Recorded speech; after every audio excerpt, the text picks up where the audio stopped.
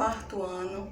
Vamos para mais uma semana com a graça do nosso Senhor Jesus Cristo e vamos iniciarmos com ciências.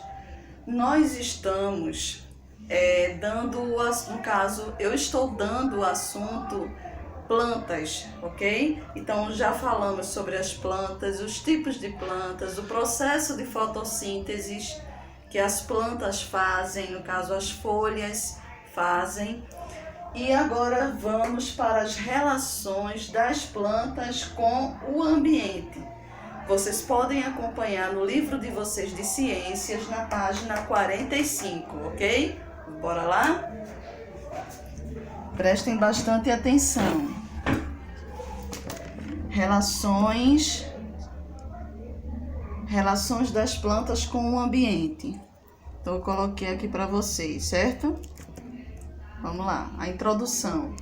As plantas elas podem ser encontradas até nos ambientes mais adversos.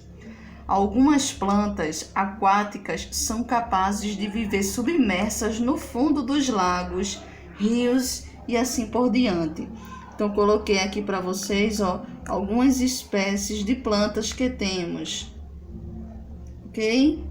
Vamos lá, dar início. Quais são os elementos que as plantas usam para crescer? Esses elementos, eles não vêm diretamente do solo. Eles podem se fixar em diferentes substratos, como pedras, troncos de outras árvores, muros, telhados e até na água. Então eu coloquei aqui para vocês, no caso, as plantas que nascem sobre os muros, certo?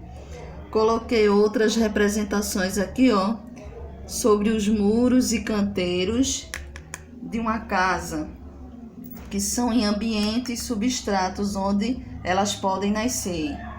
Vamos lá. Podemos encontrar vegetais sobrevivendo nos mais diferentes ambientes. Em regiões com temperaturas mais baixas, há espécies que conseguem sobreviver aos períodos.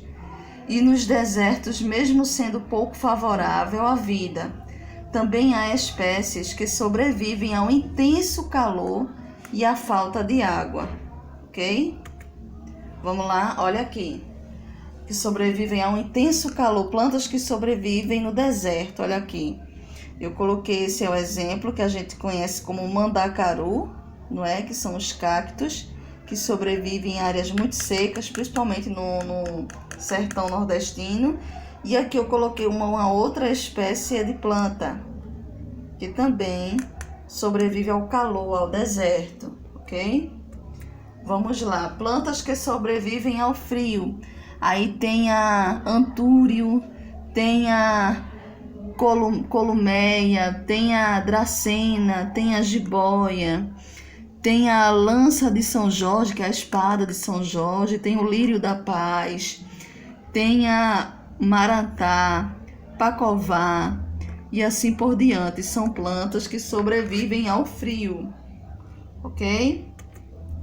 Vamos lá. Geralmente em lugares frios e em boa parte da água disponível encontra-se congelada. As árvores elas perdem suas folhas de propósito durante o inverno. Elas realizam esse mecanismo para evitar a perda de água pelas folhas. Dependendo do ambiente em que habitam, os vegetais eles vão possuir diferentes estruturas e estratégias que os permitam realizar certas atividades necessárias à sua sobrevivência, tais como a busca de luz e água para produzir seu próprio alimento. Então, olha aqui, vamos lá? Existem plantas que elas buscam um ambiente onde possa produzir seu próprio alimento. Vamos para as plantas aquáticas. Elas possuem raízes que geralmente não se fixam no terreno, e sim ficam flutuando na água, onde absorvem os nutrientes necessários ao vegetal. Algumas espécies retiram da água o oxigênio de que precisam para respirar.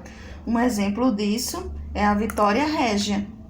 A Vitória régia ela é um exemplo de planta aquática, Eu coloquei aqui, muito presente na nossa Amazônia, a Vitória Régia.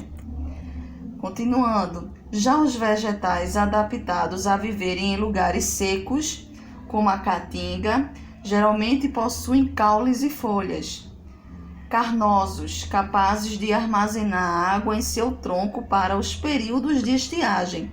Então, tá vendo essas árvores onde os troncos delas são bem grossos? Elas armazenam a água aqui, ó, para realizar o processo de estiagem, tá vendo?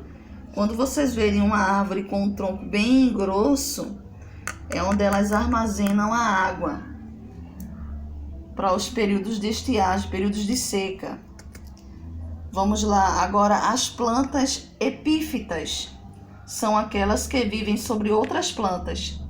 Podem ser encontradas facilmente em locais com formações vegetais muito densas, como florestas onde se instalam em cima de outros vegetais muito densas, como floresta e outros vegetais para receber a luz solar com maior intensidade. São capazes de extrair seus nutrientes da matéria orgânica morta presente na casa da árvore, sobre a qual está apoiada, ou do próprio ambiente. Exemplos de plantas epífitas. Aqui está a orquídea, tá vendo? Onde existem várias espécies de orquídeas. E aqui está a samambaia. Olha aqui a samambaia. Plantas parasitas.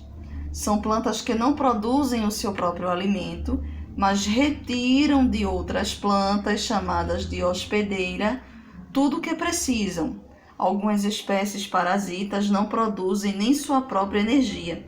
Então, isso aqui é uma espécie de uma planta parasita, ok? Onde elas não produzem o seu próprio alimento.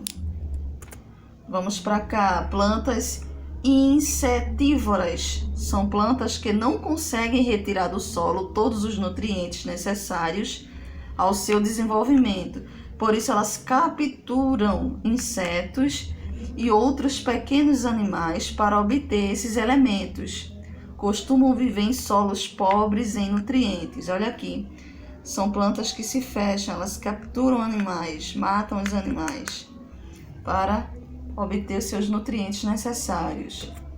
E por fim, nós temos a agenda, onde vocês colocarão em prática toda essa explicação do assunto nas páginas 48 e 49.